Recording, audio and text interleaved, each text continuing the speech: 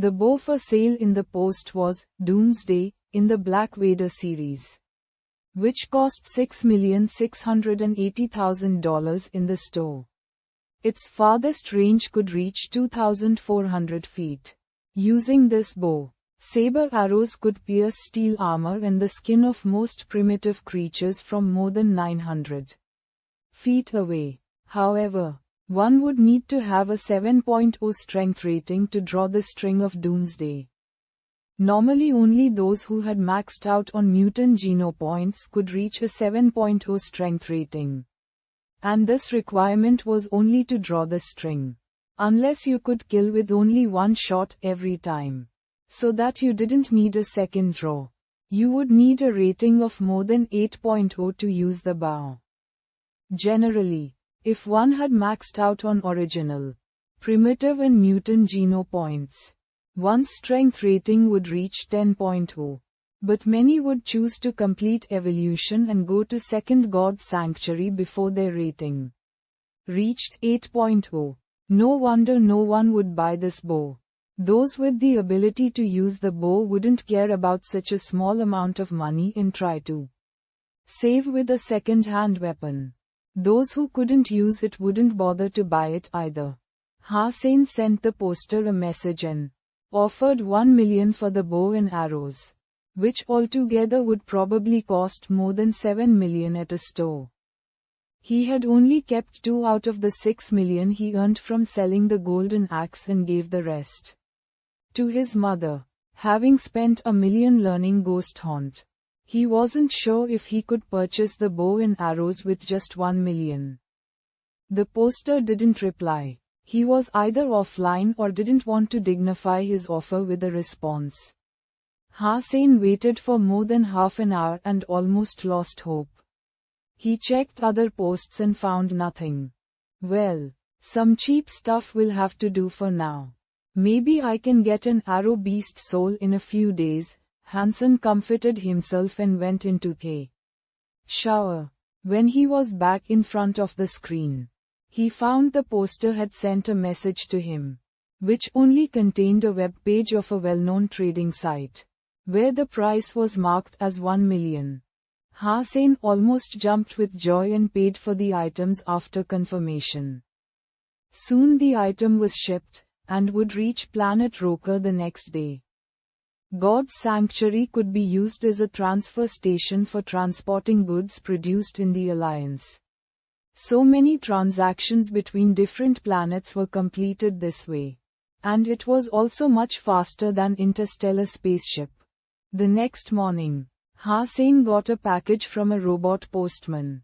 After signing for it, he couldn't wait to open it. The black and purple metal bow had a bowstring like a silver line. Holding the bow in his hands, Hussein immediately felt powerful. The bow was also carefully kept and looked almost like new except for a small scratch.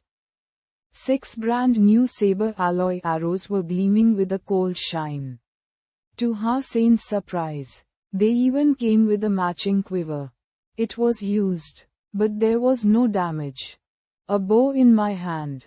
The world is mine. I won't have to risk approaching it the next time I steal a sacred blood creature from Son of Heaven. Hussein stroked the bow and laughed. With no shooting range nearby, Hussein could only try to draw the string a few times. It was indeed quite heavy. Even with his strength, he could only draw a dozen times before his arms started to ache.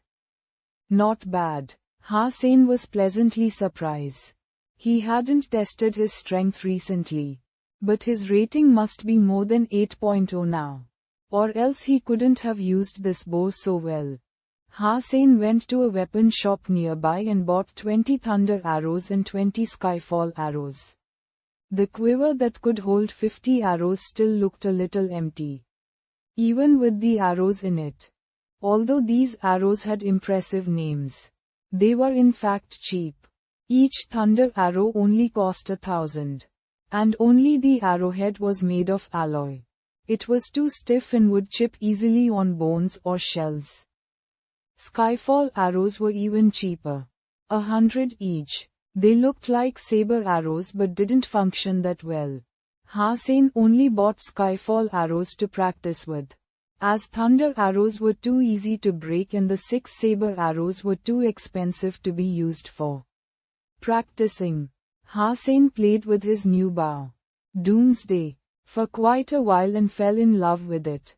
When it was almost time for him to meet his young clients, Hussein took his bow and arrows and entered God's sanctuary.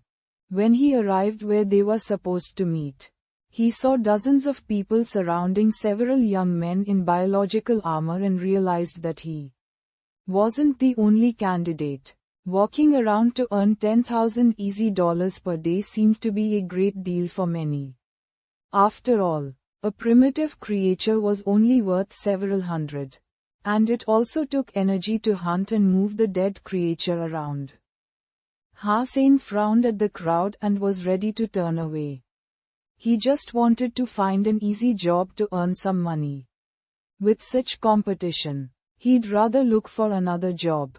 When he was ready to leave, Hao and a few people came together. It looked like they were also coming for the young men. Well, Ass Freak himself here, looking sharp with the bow and arrows. Did you come to protect the masters as well? A young man next to Hao ridiculed him, with a tone of exaggeration.